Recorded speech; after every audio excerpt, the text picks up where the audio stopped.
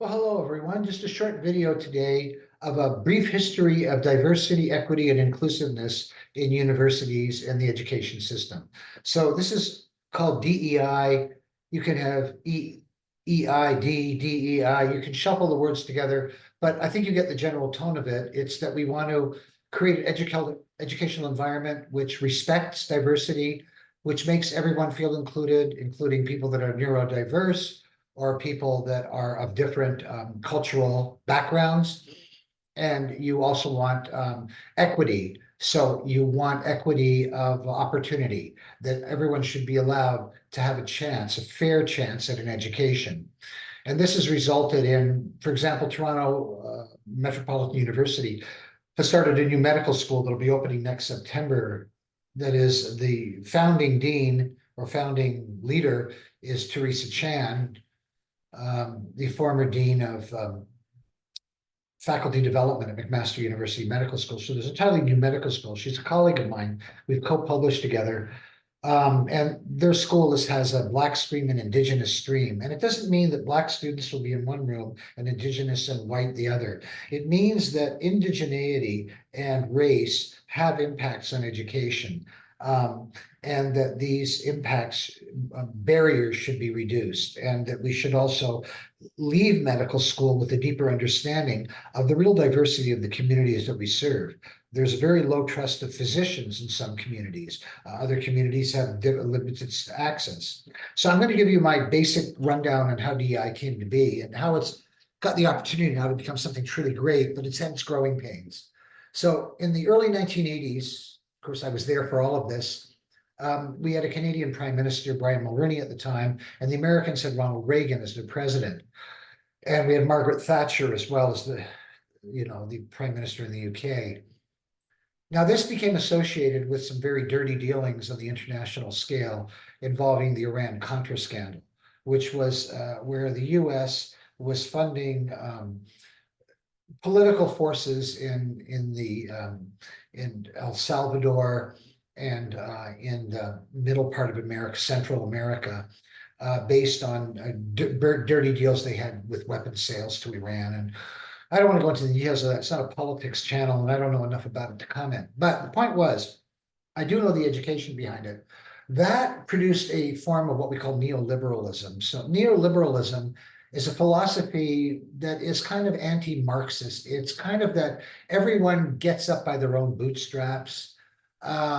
It's very technology and trade oriented as a philosophy in education.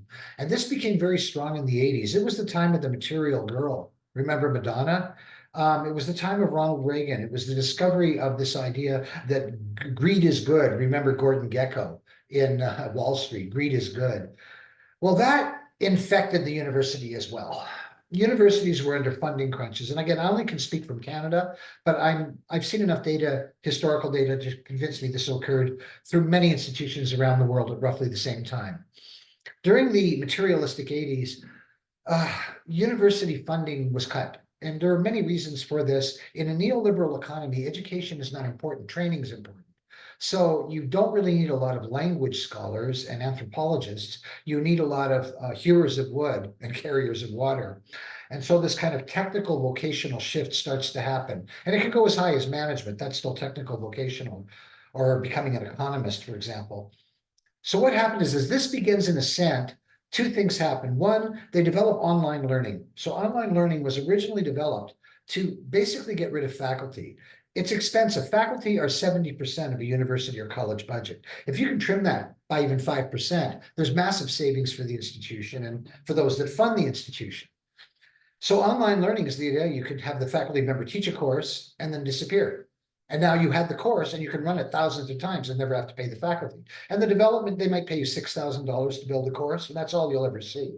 Now, more modern advances in online learning have the faculty member supervising the group and being paid regularly as though they're teaching the course. But a lot of that is after effects of COVID, where you had no choice, you couldn't go in. So we have online learning, which is disengaging faculty. And then we have this neoliberalism, which produces the business model of higher education. And that's all they talked about at the time. Business model and competencies. That's what the 80s were known for, that and material girl. So the business model of higher education produced this philosophy that every course had to pay for itself. So it had to be a business. So if you had 10 students, their tuition, and whatever you got for the government to match that tuition wasn't enough. You had to make the course pay for itself in some way. So you had to justify and rationalize each course in terms of its rate of return. So rate of return is an economic statement, but they began to look at rate of return on training. And this is an interesting area we'll make a video about in the future. How do you measure impact of training? You look at the rate of, you spend 10 million on training. Well, what do you get out of it? Do you get more sales? Do you get more tolerance? So these arose. Now, at the same time, they began to fire liberal arts faculty. And they do a funny kind of firing at universities.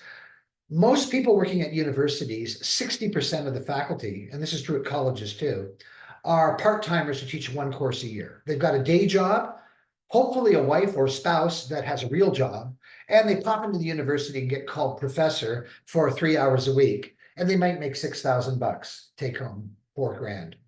And that's 60% of your faculty. That's how much the butchery became. Now, we were supposed to have the entire cohort of the baby boomers replacing the older faculty. So faculty that were in their 70s and 80s were scheduled to be gone by the late, by 89, 90. And all the new PhDs that were being trained were supposed to come up and replace them. But that didn't happen. The old timers stayed on collecting tenured. And if you're old school tenured, you were tenured as a prof and you're retired now, you're making a chunk of change. You're making 100K. I mean, it's ridiculous what you make in terms of university and faculty pensions. So these people had no reason to leave because there was nothing taking them out, and they enjoyed their work, and they ended up not really retiring very quickly at all. They just stayed on because even without your pension, a university salary for an associate professor or assistant, I forget how it works across the world, but associate assistant, you have to take these steps to become tenured professor. Well, even the lowest level professor who's full-time makes $116,000 a year on average. Well, that's more than most people in Canada make. You've got to understand, education is a highly elitist structure. It doesn't matter whether you're black, brown, you came from Africa or India to teach. You're an elitist, and that's not bad, but just know what you are. You're making more money than your students might ever make. And then that goes up. The vice president for diversity and equity at our university earns about $250,000 a year in salary. The president of another university, a college I'll talk about in Canada, with anonymity, has not been on campus for 2 years and is collecting $400,000. They're retired, but they're still collecting $400,000. So you've got to understand how lucrative education is. And so what happens is both faculty and managers, the managers begin to increase in hiring, because now you're doing a lot of things online and you're finding other ways to use media more effectively. You're cutting down program aftering and liberal arts. And so you are getting faculty there, but you're not hiring them forever. You're hiring them for a term. And unless they do something stupid, they'll probably get the course next term. So they're called the rise of the contract lecturer. And these people live in total insecurity. I know because I lived it for many years. It's possible to stay in that place for up to 15 years before you get your chance at becoming a professor at a university. It's highly competitive. It's not competitive. It's restrictive in who they allow because they're so busy hiring managers, they don't have any money left over for faculty. Every manager that gets hired, you're paying benefits. They're all making $100,000 a year, $150,000 a year. They have a staff, they have assistants. The assistants make 70, 80 a year, and then they have their benefits packages. So what happens is eventually it became entrenched so that you had a nice cottage if you're a professor and you lived well, and your wife is maybe making 100,000, she's a prof. You're getting $250,000 a year family income. You're considering another vacation property in Florida. So you're living an elite lifestyle. And you don't have to come in if you don't want to, and you're always kind of right. And once you make tenure, it's impossible to be fired unless you were to come in with an automatic weapon. So you see the elitism that begins to build in this new business model. So it starts weeding out people that are passionate about liberal arts and starts bringing in people that can get you job readiness, job skills right away. So the remaining liberal arts and kind of non-capitalist cohort that you had in the university system, they banded together and they started to form this new emerging field of diversity, equity, and inclusiveness. Now, definitely a lot of work on diversity and inclusiveness came from an emerging science from sociology largely, mostly sociological disciplines, conflict theory within sociology, feminist theory, social structural functionalism. So this was becoming ascendant as well. So these fuse with the disenfranchised liberal arts community in the university. They're fighting back against this highly conservative, capitalistic, neoliberal push, which is anti-freedom of speech. It's against everything the university is supposed to be there, value-free inquiry. The now idea is that you've got to get customers, which are your students, and somehow get more customers to make more money to keep your cottage in the Hamptons. And the whole thing becomes self-fulfilling and self-serving after a while. And what we eventually see is rise of DEI is a voice within the university and college community for a return to humanity. And then it extends eventually to anti-racism and anti-sexism. Anti-ageism is a little slow to come, but it's coming along. But here's the interesting point. What it does is it establishes a DEI network. And the DEI network is mostly informed and trained by people that have gone to study this, to do their PhD in this area and other studies. And this is based on the principles of Karl Marx. So Marxism talked about an alternative to capitalism, what he called the oligarchy. And the whole idea in Marxism, as you probably understand, is that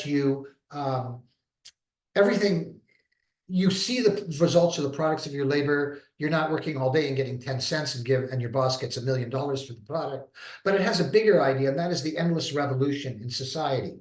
The idea is that you have an oppressor and they have the oppressed. The oppressed must rise up and remove the oppressor to gain freedom.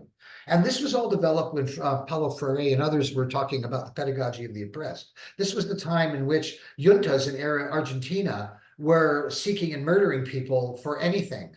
The current pope was someone that emerged from those juntas and that horror story. So this idea of decolonization is very big because indigeneity is very small in the 80s. People don't know anything about First Nations. They don't know anything about some of these broader concepts in the world. And they certainly don't know about cultural diversity and anti-racism initiatives. We're not at that level of sophistication yet. So DEI matures, as all things do, into a Marxist paradigm in which the idea is to overthrow oppression. Now, Marx said that as we overthrow oppression, a new oppressor emerges. And lo and behold, they become the new boss. The song from The Who, new boss, same as the old boss. And that was an endless cycle. Now, Marx says, how do you break that cycle? And then there's a lot of discussion that follow in the years after about the proletariat and the need to develop ways from different political philosophers, all kind of following John Locke's original assertion hundreds of years ago that the government should serve the people and not people the government. So this kind of neoliberalism kind of clashed with the humanism of the 60s. And out of it came DEI, which had to stand up for all that was good and right and holy in education. Now, what has happened with DEI is it's morphed into an anti-Marxist soapbox. And I don't think that's a bad thing. When I look at the residential school program and how it devastated the First Nations community in Canada, absolutely. You know, there were 100 million Indigenous people in the Americas when the white man arrived.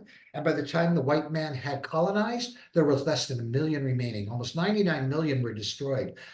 I wouldn't call it a Holocaust or genocide, but it comes darn close. A lot of the Indigenous peoples died of leptospirosis and other kinds of transmitted diseases, alcoholism, and conflicts with the settlers. Even the all-powerful Comanche, who drove the Apaches out of their native territory, were unbeatable and savage. I mean, they were tough hombres. They were eventually beaten by the colonizers. And the whole story of Thanksgiving is actually, I'm thinking of putting my Thanksgiving lecture up because that reinforces this struggle. So we still need a decolonization agenda. We still need an anti-whiteness agenda. And I don't mean that in skin tone. What I mean by whiteness are European values. And a lot of these values include capitalism and neoliberalism as part of the package. So DEI has become more than diversity and equity. It's become a voice for another way of viewing the world, what they call consciousness raising. And this is the idea. So DEI is in trouble right now because it's in conflict directly with the neoliberal capitalist trades push that many governments, including our Ontario government, are pushing for. So there's an existing tension between the two. To summarize what we've done on DEI in our various teams across Ontario, Tech University, projects I've done again with Paycrest, projects I've done with the Insurance Institute of Canada, Canadian Armed Forces, I could name a number, World Health Organization, United Nations, is including games that you build for learning in which you learn about other cultures and you experience people from other cultures so that you're getting a soft DEI. You're beginning to go, wow, when you meet someone from the Arab culture. You meet someone from the Persian culture, you go, wow. I'll give you an example of a wow.